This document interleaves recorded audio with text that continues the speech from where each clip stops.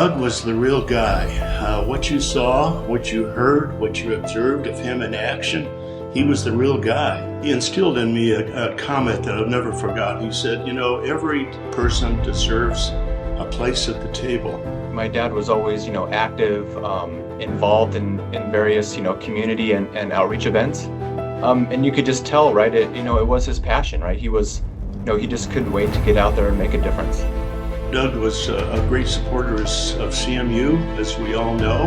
I knew him really just through Strive and the people that he dealt with daily and brought before us. We worked on finding funding and giving assistance to those people. His legacy is that I think he was so committed to what he did. He really just, embodied kind of that, that notion of just putting others' needs, ahead of your own. He really didn't just talk about it. His choices, his actions, right? He really, kind of made it who he was and what he was about. And I think, that really kind of just, made him different from others around him. He was real committed to others that were less fortunate than us. When we would have meetings, he would bring clients in from time to time that had disabilities of some sort and introduce them to us, and they just told wonderful stories and caused all of us to even be more involved. Every time I met with Doug or his group, I was just so impressed and so moved by that.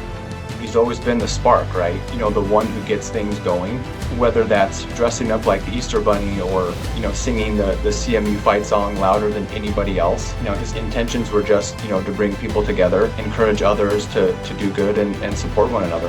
To be a distinguished alumni within the university is quite a privilege. There are so few people that are chosen for that.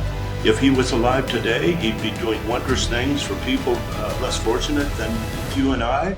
And he'd be a great contributor to what was going on at CMU. He was such a fan of CMU. Again, even some of my first memories of who you are and what you see as good has really, influenced, how I live my life. Clearly how others live their lives, and just how proud I am to call you my dad.